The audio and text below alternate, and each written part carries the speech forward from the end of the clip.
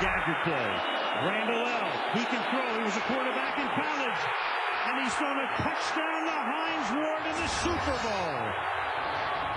That moment, with 9 minutes to go back in February, clinched the Most Valuable Player trophy for Hines Ward and lifted his professional life into another realm. With that came a new level of attention, one that this wide receiver has begun to use to change some hearts and minds half a world away. Jeremy Schaap reports today's centerpiece. The Pittsburgh Steelers are Super Bowl champions. After he was named the MVP of Super Bowl 40, Hines Ward spoke of how he had always been an underdog. Never in my wildest imagination would a kid out of Forest Park, Georgia, not too tall, not too fast, win the Super Bowl MVP. Speechless. But when Ward came into this world, he was more than an underdog. He was an outcast. Ward was born in 1976 in Seoul, South Korea, to a Korean mother and an African-American father serving in the U.S. Army. In Korea, children of mixed ethnicity have long been pariahs, shunned by mainstream society. As a result, biracial Koreans are usually poorer and less well-educated than pure-blooded Koreans. The women who bear these children are also subjected to harsh intolerance. When my mom walked out in Korea, people would call her names, spit on her. I mean, that's how bad, in Korea it is. My mom always described me, they treat people like dogs over there. It's still a very pure-blooded culture, which goes way back in their history before the Korean War.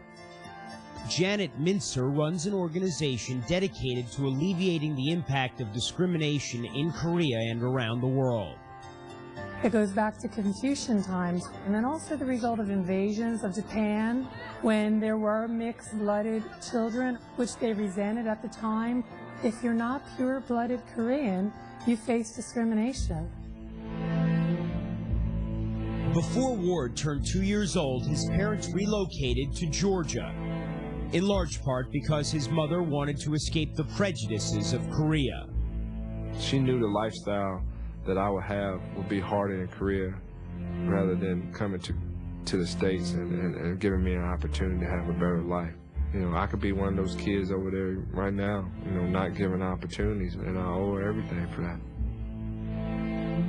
Not long after they came to the U.S., Ward's parents divorced, and Hines eventually fell out of touch with his father. Throughout his childhood, Ward found himself an outsider. Going to school, black kids teased me because I was Korean, so it was hard to try to fit in with black kids because they always made fun of my Korean side. Well, trying to hang out with the Korean kids, they always teased me because I was black, Trying to hang out with white kids, they teased me because I was black and Korean. The taunts and the knowledge that some of his mother's family had shunned both her and him instilled in Ward a resentment of Korea and his own Korean identity. It was something I was ashamed of for a long time. I mean, I really didn't care for it. I really despised it. I mean, it was like, well, the hell with Korean people. They didn't accept me. They didn't accept my mom. I had that anger for the longest time. First to Ward. Can he break the tackle? For an outcast in two worlds, the playing fields were a natural escape. During Ward's 4 years at Georgia and in his 8 seasons with the Steelers, performance has mattered more than ethnicity. In Super Bowl 40, he struck a blow against those who had mistreated him and his mother. Touchdown, Pittsburgh! Hines Ward! Before last season, Ward and his mother, who was unavailable to be interviewed for this story, made a plan to return to Seoul this off-season. Despite mixed feelings and trepidations, they hoped the trip would reconnect them with their roots.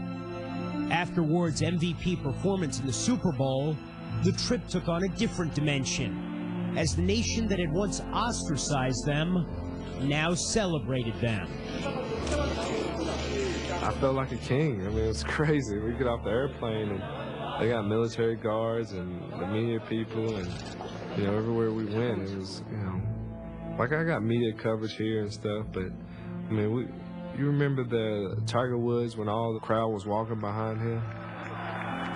Well, multiply that times 10. That's how it was when we went. And it was kind of crazy. Everywhere we went, it was an entourage of people. Ward and his mother were treated like royalty, showered with gifts, lodged in presidential suites, praised in print and on TV. There were elderly Korean people applauding me and my mom.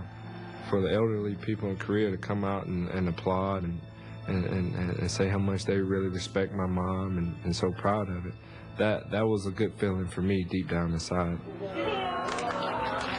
But Ward's trip to the nation of his birth was more than a homecoming. It was also a mission. While visiting with a group of biracial children like him, he announced that he would create a foundation dedicated to the advancement of Koreans of mixed ethnicity. People can accept me for who I am, being Korean, rather than what I am as a biracial athlete. Then I know there's hope for the biracial kids here in Korea.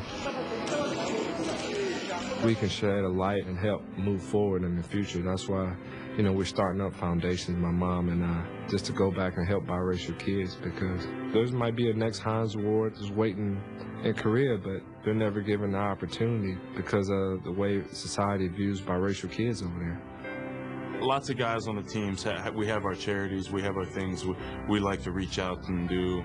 And we're trying to affect a small group. And here's Hines, he's trying to help a couple thousand kids in an entire country sort of change its way of thinking. In Seoul, Ward threw out the first pitch at a baseball game. He toured the Royal Palace. He was made an honorary citizen of the city in an emotional ceremony. Having finally been embraced by Korean society, he now embraced his own Korean heritage. I used to be ashamed to say I was Korean, but today I just want to thank you guys, because I apologize to you for being ashamed to say I was Korean.